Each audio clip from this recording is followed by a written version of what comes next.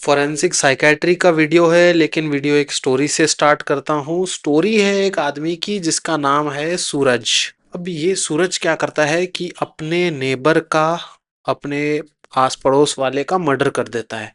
अब जब मामला कोर्ट में जाता है तो कोर्ट में पता चलता है कि भाई सूरज को एक्चुअली है स्किज़ोफ्रेनिया, और जब वो क्राइम कमिट कर रहा था, at the time of committing the crime, he was not in a condition where he was understanding what he was doing, and he did not knew of the consequences, he did not knew जो वो कर रहा था वो गलत है। उसकी mental condition उस टाइम पे ऐसी थी कि उसको समझ नहीं आ रहा था कि वो क्या कर रहा है। तो क्या होता है, कोर्ट में ये हो जाता है कि सूरज हो जाएगा अब बरी, नो पनिशमेंट फॉर सूरज। ठीक है, इसको हम कर देंगे, सूरज को पनिशमेंट नहीं होगा मर्डर का। तो आप बोलोगे बढ़िया, स्किज़ोफ्रेनिया वाले चाहे तो किसी को भी मार सकते हैं और पनिशमेंट नहीं मिलेगा। तो एक और एग्जाम्पल ले लो, दूसरा एग्जाम्पल मैं बनाता हूँ एक बंदे का जिसका नाम है चांद। ठीक है, एक चांद है एक सूरज है। अब चांद क्या करता है, चांद भी वही करता है, चांद अपने नेबर का मर्डर कर देता है। और चांद जो है, he is a non case of schizophrenia. कई साल से उसका ट्रीटमेंट भी चल रहा होता है स्किज़ोफ्रेनिया का। उसके आसपास वाले घर वाले सबको पता होता है कि चांद जो है ये स्किज़ोफ्रेनिया का पेशेंट है, उसने अपने नेबर को मार दिया। पर जब ये मामला जब कोर्ट में जाता है तो चांद को होती है सजा, ही इज फाउंड गिल्टी।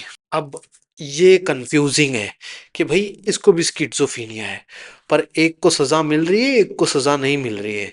और ये जो कंफ्यूजन है ना, this is where forensic psychiatry begins, this is the basis of forensic psychiatry. एक नॉर्मल इंसान क्या सोचेगा कि भाई दोनों को स्किज़ोफ्रेनिया है, दोनों का डायग्नोसिस सेम है, तो दोनों को अलग अलग सजा क्यों।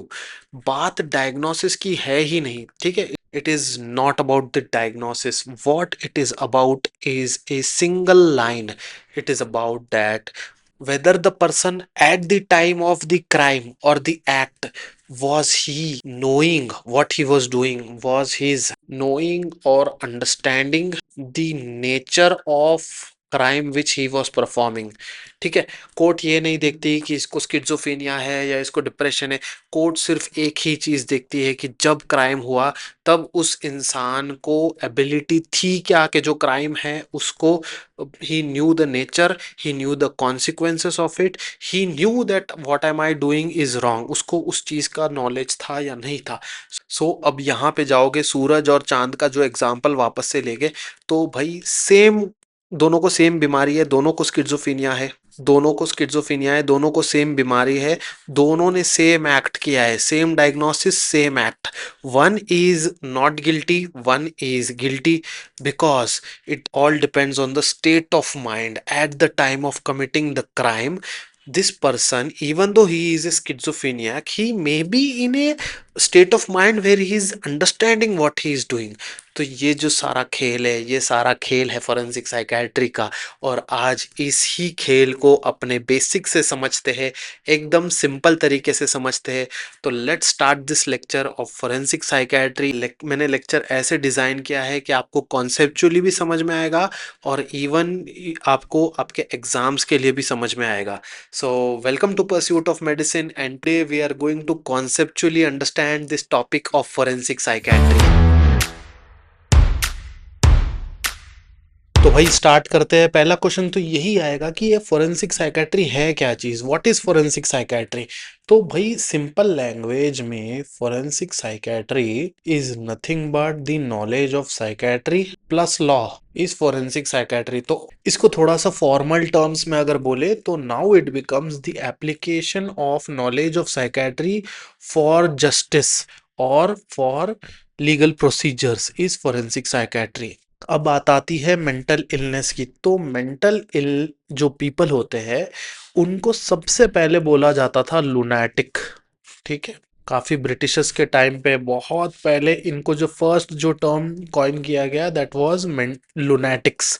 एंड लुनैटिक्स के बाद में the term use for them slowly lunatic got out of use, and the term which got in use was insane people. So the word evolved into insane. और फिर उसके बाद में कुछ साल पहले तक, रिसेंट टाइम्स तक, the word which was used was mentally ill, या जिसे कॉमन भाषा में मैड बोलते थे, मैड मैन। अब the current term which you should use as doctors is a person.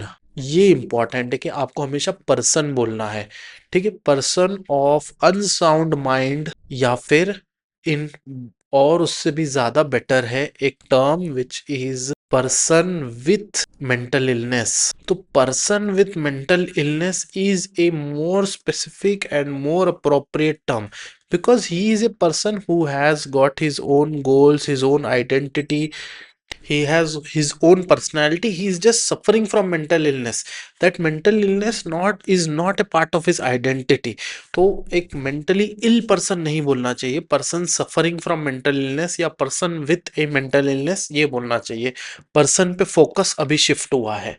तो जब नॉमेनक्लेचर की बात कर ली, एक आपको एक्स्ट्रा बात बोलनी है कि जो लुनैटिक जो टर्म है, ये लुनैटिक टर्म आया है from lunar, which means related to the moon cycle. Moon की साइकिल होती है ना, कभी आधा चांद होता है, कभी पूरा चांद होता है। तो ये एक बिलीफ था कि जब फुल मून आता था तो कुछ लोग फुल मून में पागल जैसे हो जाते थे, पागल हरकतें करते थे। तो इसलिए हिंदी में भी, even though lunatic is a term used in English, but even in Hindi इसको हम कहते थे, पुराने जमाने में जो इंसेन लोग थे, या जो person suffering with mental illness, उन्हें हम कहते थे चांद मारा। ठीक है, चांद मारा वॉज टर्म यूज्ड। तो पागलपन को पहले चांद मारा बोलते थे। आज भी अगर आप जाके देखो तो there you will find researchers which say that the incidence of suicides increases during full moon. So full moon has a effect which is not been completely understood. Still there needs to be a lot of research on this. So full moon पे suicides का rate बढ़ जाता है, criminal activities का rate बढ़ जाता है। It basically forces people who are already predisposed, जैसे फॉर एग्जांपल ले लो, किसी की स्लीप साइकिल ऑलरेडी खराब है, तो उसको फुल मून के टाइम पे और ज्यादा स्लीप में प्रॉब्लम्स होंगे। उस तरीके का एक हाइपोथेसिस है जो चल रहा है, इस पे अभी और रिसर्च की जरूरत है। पर फिर भी ये मुझे लगा कि एक इंटरेस्टिंग सा फैक्ट है, इसलिए मैंने आपके साथ शेयर किया। बट आज हम लुनैटिक वर्ड यूज नहीं करते, आज हम जो वर्ड यूज करते हैं वो है पर्सन विथ मेंटल इलनेस। तो मेंटल इलनेस क्या है इसको हम समझते हैं कि mental what is mental illness.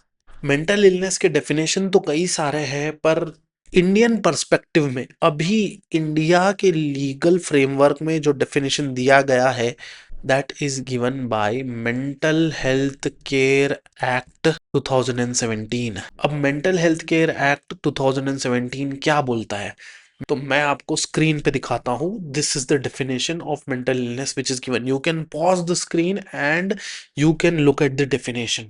Now I would explain the definition in three parts.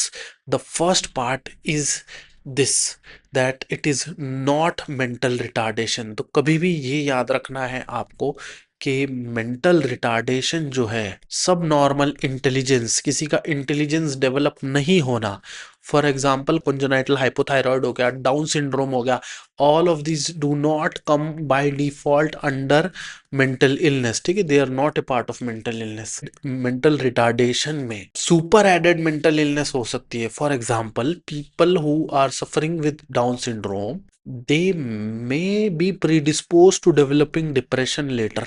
So many of these patients of Down syndrome, they also have depression, but by default mental retardation or subnormality of intelligence is not considered under a mental illness. ठीक है, अब part two को ले लो आप, definition के part two को ले लो कि conditions associated with alcohol and drugs.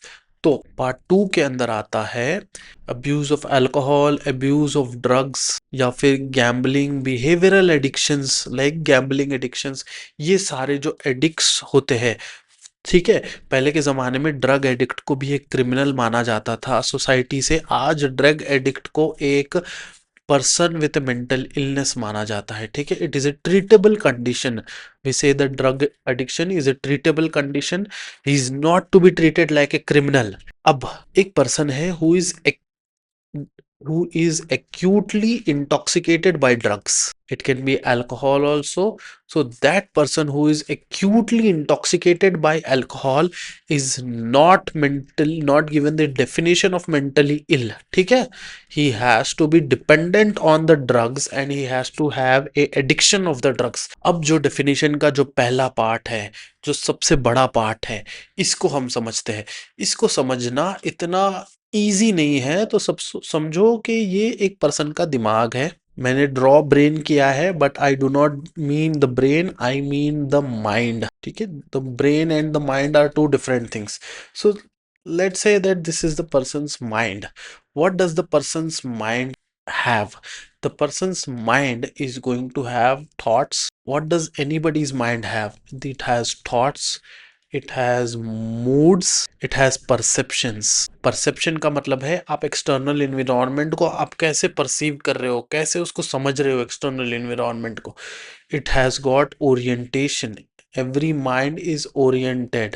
Orientation can be towards sex. ठीक है, I am oriented towards the opposite gender. तो and has got orientation towards the society. ठीक है, has orientation towards a particular religion. He has orientation towards country. Lastly आता है कि उसके memory भी उसके माइंड में है. तो ये जो सारी चीजें हैं, ये सारी चीजें मिलके बनती है एक आदमी का माइंड. अब ये सारी चीजें में से कोई भी एक या एक से ज्यादा चीज अगर impaired हो जाए, one or more of these things gets impaired, then because of that impairment, ऐसे नहीं है कि सिर्फ इम्पेयर्ड है और आदमी नॉर्मली फंक्शन कर रहा है. अगर इम्पेयर्ड है, आदमी नॉर्मली फंक्शन कर रहा है, तो भी कोई प्रॉब्लम नहीं है. But because of that impairment it causes a disturbance in judgment, disturbance in behavior of a person, abnormal behavior. It distorts the reality of the person, and that person is unable to meet the daily life demands. तो ये है basically mental illness है कि person के mind में, और mind के constituent features मैंने आपको समझाए हैं. तो माइंड के कॉन्स्टिट्यूएंट फीचर्स में एक ऐसा इम्पेयरमेंट आया है जिसकी वजह से या तो भाई इस इंसान का जजमेंट खराब हो जाए, या इस इंसान का बिहेवियर खराब हो जाए, या इसे ना देखने, या इस इंसान को रियलिटी को अच्छे से नहीं परसीव कर पा रहा है, या फिर वो अपने डेली लाइफ डिमांड्स को मीट नहीं कर पा रहा है. तब हम बोलेंगे कि ये person is suffering from mental illness. अब बात करते हैं डिसऑर्डर्स ऑफ द माइंड की, कुछ बेसिक टर्मिनोलॉजीज की.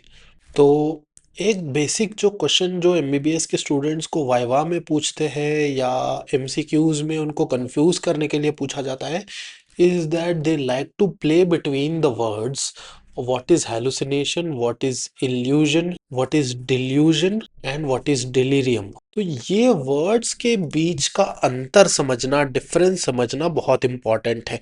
स्टार्ट करते हैं इल्यूजन से. देखो, इल्यूजन एक क्या है ये मुझे समझाने की एक मेडिकल स्टूडेंट को ज़रूरत नहीं पड़नी चाहिए. It is a basic English word यार. तो इतनी तो बेसिक अंडरस्टैंडिंग होनी है, पर फिर भी जिनको नहीं पता है कोई बात नहीं है, उनके लिए मैं समझाता हूँ कि illusion is something which is very normal, something which normal people experience every now and then. Hindi में अगर इल्यूजन को मैं समझाऊँ तो हिंदी में इल्यूजन को हम लिखेंगे आंखों का धोखा. ठीक है, तो इल्यूजन आंखों का धोखा है. Illusion basically is not false perception. Illusion is basically true perception but false interpretation of that perception. अब इसका एग्जाम्पल सर थोड़ा सा कॉम्प्लिकेट हो रहा है, क्या मतलब है? मतलब ये है कि परसेप्शन जो आपका जो सेंसस है वो तो ठीक है. एक एग्जाम्पल ले लो कि भाई एक रोप पड़ी है आपके सामने, एक रोप पड़ी है, आपको रोप लगती है, आपके फ्रेंड को स्नेक लगता है. तो आपके फ्रेंड को हुआ है इल्यूजन, वहां पे कुछ चीज है जो कि एक रोप है, पर आंखों का धोखा खा के आपको वो स्नेक की तरह लग रहा है. तो that is called as illusion. जो ये मैजिशियंस जो मैजिक करते हैं, most of the magic is based on this principle. Magic is basically illusion. अब मैंने क्या बताया था कि इल्यूजन में interpretation of perception is false. But what if the perception itself is false? Then it is called as hallucination. तो अब अपन बात करते हैं hallucination पे. Hallucination is false perception.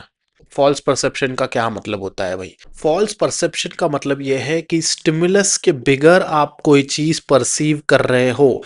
ठीक है. इल्यूजन में क्या था कि एटलीस्ट एक रस्सी पड़ी थी सामने जिसको आप स्नेक मान रहे थे. अगर सामने कुछ नहीं है और आपको फिर भी एक स्नेक दिख रहा है, कोई स्टिमुलस नहीं है, तो then you are hallucinating the snake. You are seeing a hallucination. आप मुझे क्यों देख रहे हो स्क्रीन के थ्रू?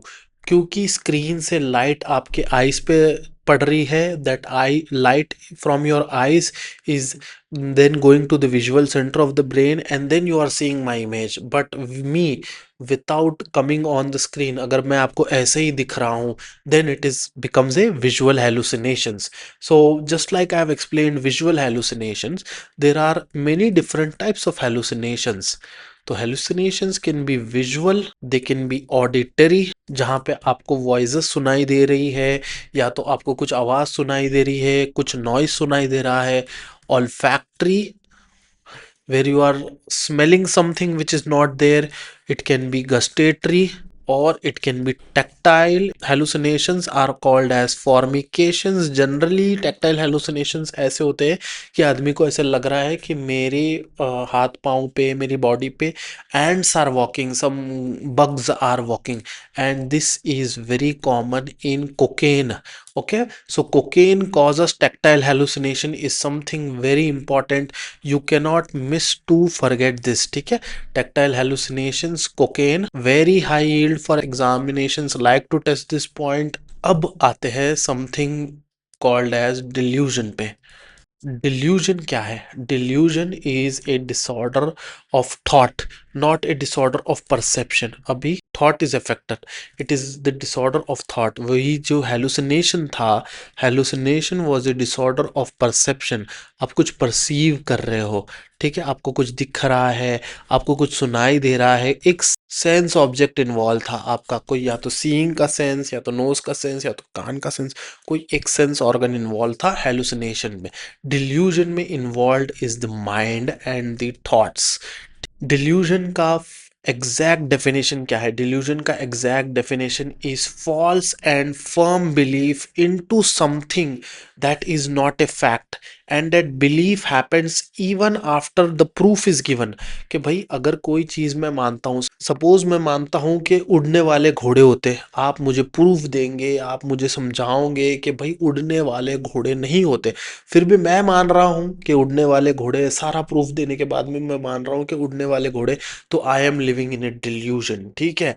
अब some people like to say that religion, existence of God is, there's no proof for existence of God, but still people believe in God. So is that not delusion? मतलब delusion का एक clause ये है कि that belief should be something which is not a part of culture. अब for example India में एक person है, बिल्ली उसका रास्ता काट के चले जाए और वो मान रहा है कि आज मेरा दिन खराब जाएगा, तो he is not deluded, he is just believing a culture which he is raised in. तो इस पेशेंट को डिल्यूजन का पेशेंट नहीं मानेंगे. ठीक है. इसको हम कोई पेशेंट की तरह कंसिडर नहीं करेंगे. ये तो यार एक कल्चर नॉर्म ये इंसान फॉलो कर रहा है. अब वही सेम अगर बिल्ली रास्ता काट के चले जाए और एक अमेरिकन वाइट आदमी या कोई यूरोपियन आदमी जिनके कल्चर में नहीं है ये बिलीफ, वो अगर मानना है कि यार बिल्ली मेरा रास्ता काट के चले जाए तो आई एम इन डेंजर, तो then that person is said to be deluded because he is not aware of this culture. ठीक है. तो कल्चर के बाहर के बिलीव्स को हम डिल्यूजन बोलते हैं. जैसे गॉड का बिलीफ हो गया है, कोई सर्टन रिलीजियस ट्रेडिशंस का बिलीव है, बिल्ली रास्ता काटना, ये जो सारे बिलीव्स है, ये बिलीफ सिस्टम जो सोसाइटी का बिलीफ सिस्टम के अगर अंदर बिलीव कर रहा है तो हम डिल्यूजन में नहीं मानेंगे. ठीक है. डिल्यूजन्स के अलग अलग टाइप्स होते हैं. Delusion of grandeur, delusion of poverty, delusion of persecution, nihilistic delusion, delusion of infidelity which is Othello syndrome. अब delusion of infidelity, Othello syndrome, ये पूछा जाता है। ओथेलो सिंड्रोम क्या है, नीट पीजी में पूछते हैं। तो ये भाई एक डिल्यूजन ऑफ इनफिडिलिटी है। डिल्यूजन ऑफ इनफिडिलिटी माने क्या, कि जिसमें जनरली पार्टनर को ऐसा लगता है कि मेरा जो पार्टनर है, जो मेरा स्पाउस है, वो मुझे चीट कर रहा है। पता है कि वो पार्टनर लॉयल है, फिर भी ऐसा लगता है कि मेरा पार्टनर मुझे चीट कर रहा है। So that is Othello syndrome. वैसे ही एर्गोटोमीनिया डिल्यूजन होता है, जिसे हम कहते हैं डी क्लैरम्बॉल्ट सिंड्रोम कहते हैं। इसमें होता है कि मुझे ऐसे लग रहा है कि कोई ऑपोजिट लड़की है जो मुझे पसंद करती है, हालांकि वो लड़की मुझे पसंद नहीं करती है, फिर भी मुझे लग रहा है कि वो लड़की मुझे पसंद करती है। So that is erotomania delusion. तो ऐसे अलग अलग टाइप के डिल्यूजन्स हो सकते हैं। Most common is delusion of persecution, जो कि स्किज़ोफ्रेनिया में वेरी कॉमन है। तो जहाँ पे लगता है कि कोई मेरे खिलाफ साजिश कर रहा है, कोई मेरे खिलाफ कुछ गलत करने वाला है। So there are different forms of delusion. तो डिल्यूजन्स के भी एक स्पेक्ट्रम होते हैं। Delusion is not a diagnosis, it is just a symptom. Delusion can be seen in various psychiatric disorders, like it can be seen in schizophrenia, it can be seen in schizoaffective disorder, it can be seen in delusional disorder. तो delusion एक symptom है, just like fever एक symptom है। delusion is not a diagnosis, ये वाली बात है, ठीक है। अब आते हैं एक और स्लाइटली मोर कॉम्प्लिकेटेड सिम्टम के ऊपर, जो कि डिलीरियम। डिलीरियम का डेफिनेशन जो DSM-5 लेटेस्ट डेफिनेशन है, इसका एक सिंप्लीफाइड वर्जन मैं आपके सामने स्क्रीन पे दिखा रहा हूँ। इसके की कंपोनेंट्स क्या है, इसके की कंपोनेंट्स है कि there should be disturbance in attention, ठीक है। दूसरा है कि there should be disturbance in awareness. पहले तो होगा कि अटेंशन नहीं होगा, अटेंशन में प्रॉब्लम है, अवेयरनेस में प्रॉब्लम है। There is cognitive disturbance also in delirium. Memory impaired है, लैंग्वेज इम्पेयर्ड होती है, परसेप्शन इम्पेयर्ड होता है, हेलुसिनेशंस होते हैं। और मोस्ट इम्पॉर्टेंट जो चीज़ है वो ये है कि delirium is acute and fluctuating. अगर एक इंसान आज डिलीरियम में है तो वो 6 महीने बाद तक कंटिन्यूस एक लॉन्ग कोर्स नहीं होगा। डिलीरियम एक हमेशा एक्यूट और सडनली अकरिंग चीज़ है। इट डेवलप्स ओवर आवर्स, ठीक है। एंड डिलीरियम का हमेशा एक अंडरलाइंग फिजियोलॉजिकल कॉज होता है। मैंने फिजियोलॉजिकल कॉज बोला है, साइकोलॉजिकल कॉज नहीं बोला है, ठीक है।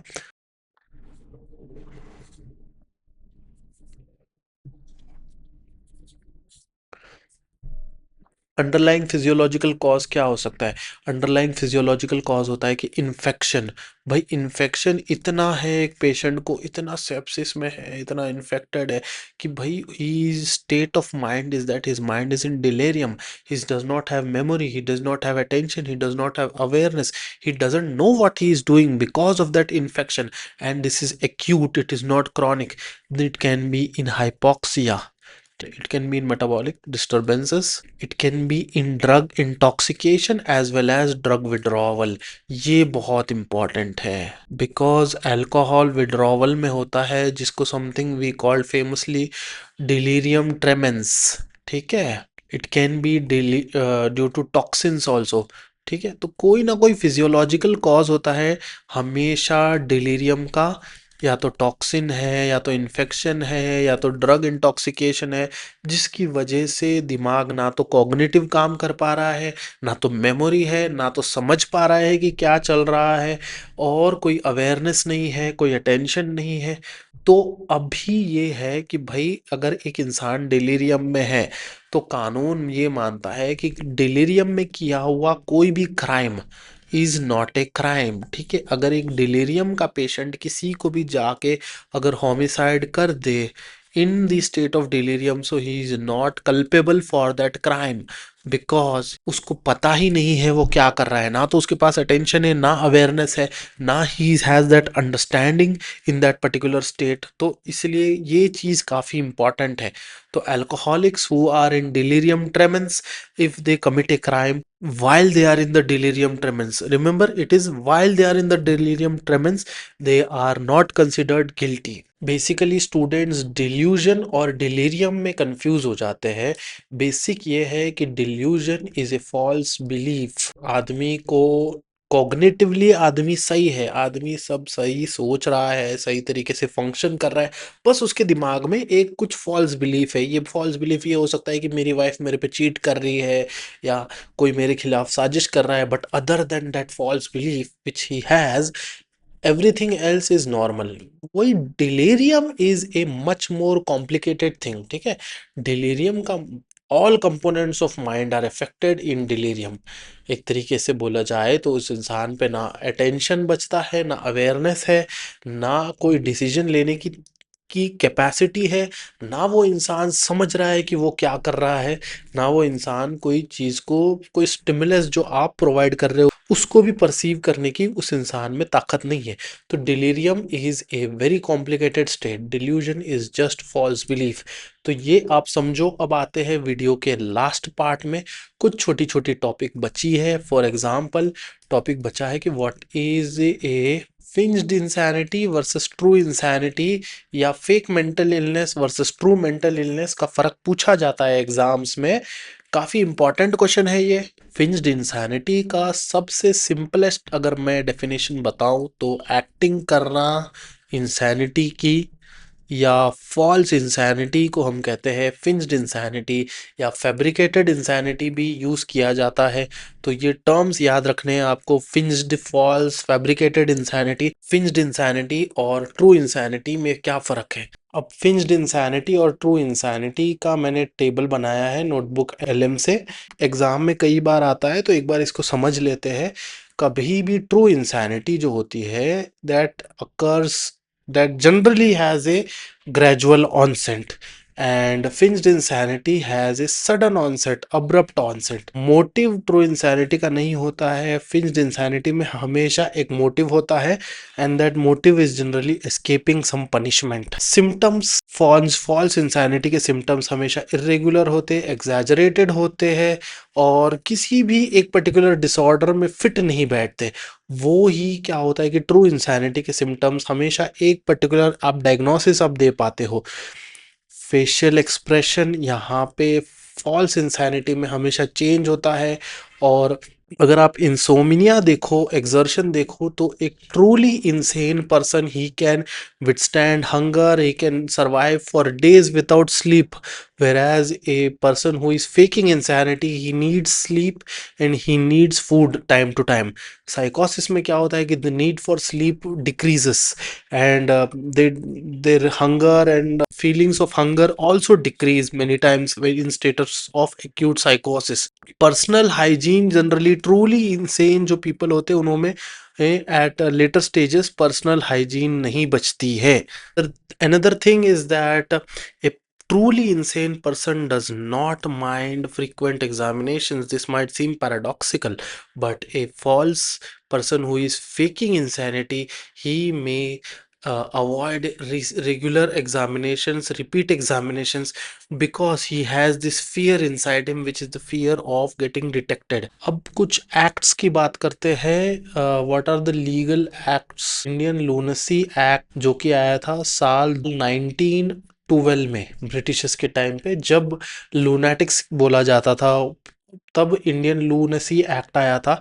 और फिर बाद में मेंटल हेल्थ केयर एक्ट आया 1987 में, और finally it was also revised, and now we have mental health care act which came out in 2017। तो ये 3 बार रिवाइज करने की क्या ज़रूरत पड़ी थी? इसका मैं एक बार ब्रीफली आपको एक हिस्ट्री दे देता हूँ। जो इंडियन लूनेसी एक्ट आया था, the act was made to protect the society, it was not made to protect the person who is suffering from mental illness, it was act made to protect the society from the person who is mentally ill। तो ये मानते थे कि जो लोनेटिक्स है, उस जमाने में ये मानते थे कि जो लोनेटिक्स है वो सोसाइटी के लिए खतरा है। तो अपने को सोसाइटी को लूनेटिक्स से बचाना है, सोसाइटी से लूनेटिक को अलग करना है, तो लूनेटिक्स को पकड़ा जाता था, उनको मेंटल असाइलम में रखा जाता था। और the goal was never the treatment or the care of the persons with suffering from mental illness। The goal was to protect the society from the mentally ill. फिर एक माइंडसेट का shift आया जब आया मेंटल हेल्थ केयर एक्ट, जब आया mental health act 1987। यहाँ पे थोड़ा सा एक मिडिल ग्राउंड मिला है, जहाँ पे थोड़ी सी मेंटली इल पीपल को थोड़ी सी रिस्पेक्ट मिली है। फाइनली आया एक्ट 2017 में, mental health care act, which focuses entirely on the rights of a person suffering from mental illness. यहाँ पे फोकस जो था, फोकस सारा शिफ्ट हो गया टुवर्ड्स द पेशेंट। ठीक है, focus is more towards the patient in mental health care act 2017। उसके राइट्स की बात की जाती है, उसके ट्रीटमेंट की बात की जाती है, उसको सेफगार्ड करने की बात की जाती है, उसके साथ कुछ गलत ना हो ये देखने की बात की जाती है मेंटल हेल्थ केयर एक्ट 2017 में। This is the major evolution of acts which has happened in Indian legal system. तो mental health care act is in itself a big topic. I will not cover it in detail in this lecture. अगर आपको detail lecture चाहिए एमएचसीए act का तो comment करो MHCA act, I will make another lecture for it. कुछ चीज़ें हैं जो मैं फिर भी कवर करना चाहूँगा। वो चीज़ है कि कंसेंट एक mentally ill person suffering from mental illness, क्या वो कंसेंट दे सकता है, इसको मैं कवर करना चाहूँगा। देखो, कभी भी mental illness is spectrum. It ranges starts from anxiety goes all the way towards schizophrenia, साइकोसिस। तो ये एक स्पेक्ट्रम है। तो ये बोलना कि मेंटली इल पर्सन कंसेंट दे पाता या नहीं दे पाता, यस और नो में इसका कोई जवाब नहीं है। इसका जवाब ऐसा है कि अगर वो मेंटली इल पर्सन समझ नहीं पा रहा है कि वो किस चीज़ के लिए कंसेंट दे रहा है, वो जिस चीज़ के लिए कंसेंट दे रहा है उसके कॉन्सिक्वेंसेस वो अंडरस्टैंड कर रहा है क्या, does he have the understanding of consequences, does he no what he is getting into, तो भाई वो इंसान कंसेंट दे सकता है। जनरली जो पेशेंट डिप्रेशन के होते हैं या एनजाइटी के होते हैं, स्लीप डिसऑर्डर्स के होते हैं, they can have the understanding of what they are doing, so they can give consent. But वो ही एक पेशेंट है who is severely mentally ill, for example एक पेशेंट है हु इज इन सिवियर साइकोसिस, तो शायद वो कंसेंट ना दे पाए। ठीक है, तो इट डिपेंड्स कि whether he has the understanding of what he is happening with him. Same चीज़ आती है अबाउट बिजनेस कॉन्ट्रैक्ट्स। क्या एक मेंटली इल पर्सन एक बिजनेस कॉन्ट्रैक्ट साइन कर सकता है? भाई अगर एक मेंटली इल पर्सन को समझ में आ रहा है कि वो कौन से कॉन्ट्रैक्ट में बंध रहा है, उस कॉन्ट्रैक्ट के क्लॉजेस क्या है, कॉन्सिक्वेंसेस क्या है, तो वो बिल्कुल एक कॉन्ट्रैक्ट साइन कर सकता है। क्या एक स्किज़ोफ्रेनिया का पेशेंट एक कॉन्ट्रैक्ट साइन कर सकता है? हाँ भाई, अगर वो स्किज़ोफ्रेनिया का patient, his schizophrenia is under remission at the time of signing the contract and he understands the contract, definitely he can sign the contract. Testamentary capacity is important question. इसको examiners पता नहीं क्यों पसंद करते हैं, इसको पूछते हैं बार बार। Testamentary capacity is the capacity to write a will. तो क्या एक मेंटली इल पर्सन विल लिख सकता है? हाँ भाई, लिख सकता है अगर उसकी मेंटल इलनेस कंट्रोल में है। अगर वो समझ रहा है कि मैं क्या लिख रहा हूँ तो बिल्कुल विल लिख सकता है।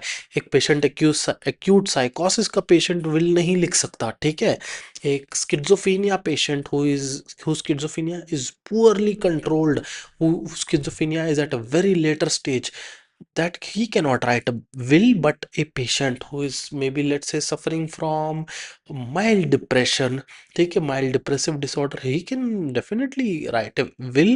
So it depends on what is the understanding. Marriage is null and void। अगर फॉर एग्जाम्पल आपकी किसी से शादी हो और आपको शादी के पहले बोला ही नहीं गया था कि भाई आपका पार्टनर मेंटली इल है, तो marriage becomes null and void, तो डिवोर्स का सवाल ही नहीं होता। सपोज आपकी शादी हो जाए किसी से, आपको पता ही नहीं है कि पर्सन इज हैविंग स्किज़ोफ्रेनिया, शादी के बाद आपको पता चला कि भाई इसको तो स्किज़ोफ्रेनिया पहले से है, तो you don't need to apply for divorce because marriage by default is null and void, because that patient who is suffering from schizophrenia cannot give consent to marry.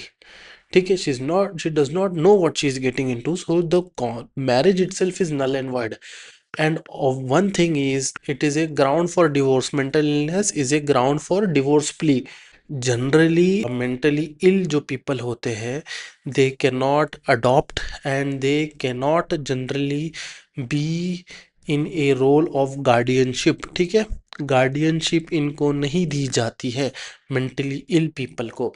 और ये एक जनरल रूल फॉलो होता है कि भाई sometimes even depression which is a very treatable mental illness, तभी तभी भी डिप्रेस्ड जो पेरेंट को डिप्रेशन की हिस्ट्री है, उसको गार्डियनशिप बहुत बार नहीं मिलती है।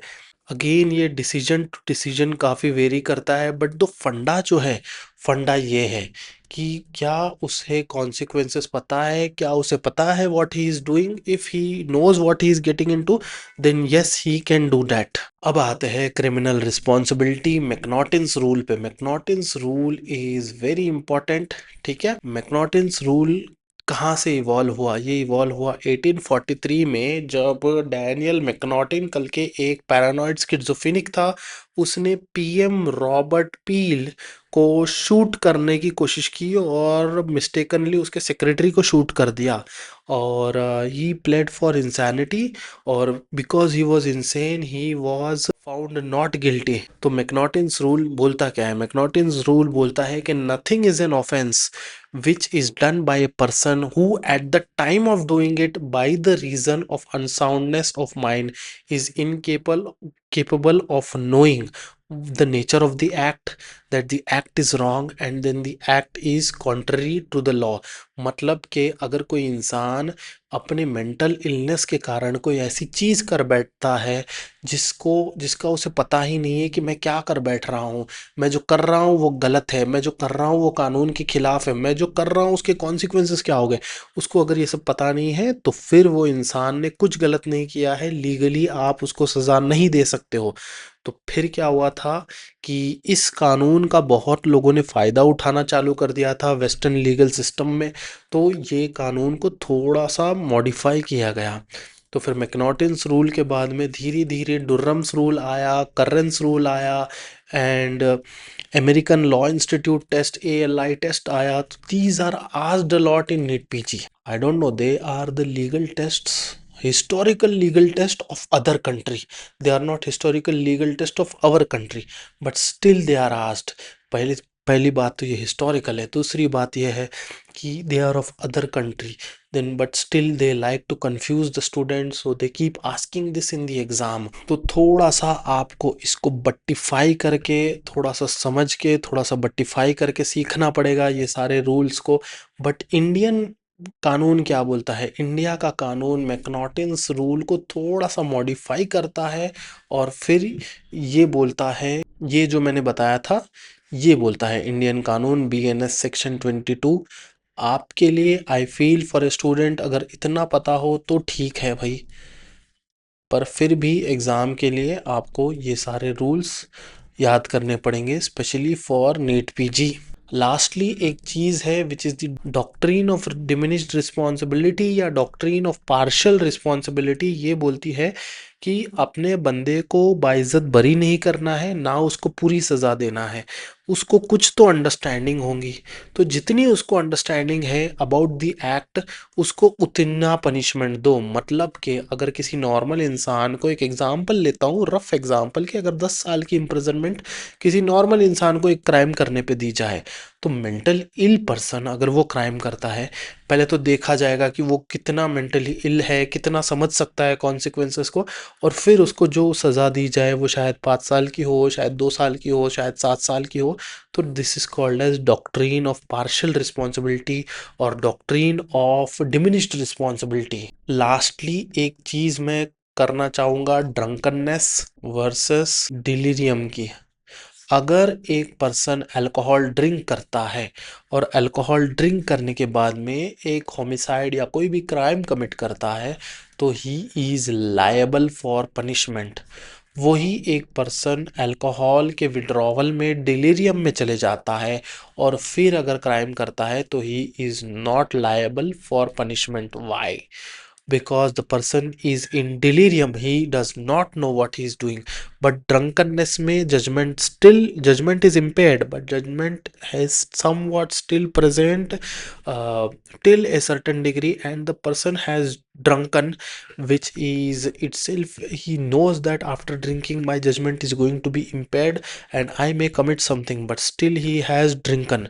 So there is still responsibility on a drunken person. अगर ड्रिंक एंड ड्राइव करके किसी को उड़ा दे तो फिर भी ही इज लायबल, ठीक है।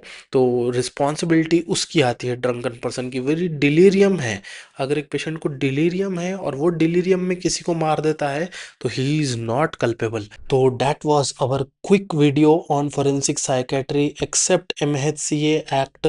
आई have tried to covered all the for aspects in the basic way and in the way which is important for exams. I have a whole playlist of chapters of forensic medicine. You can go and watch it in this playlist. Take care, bye bye, happy studying.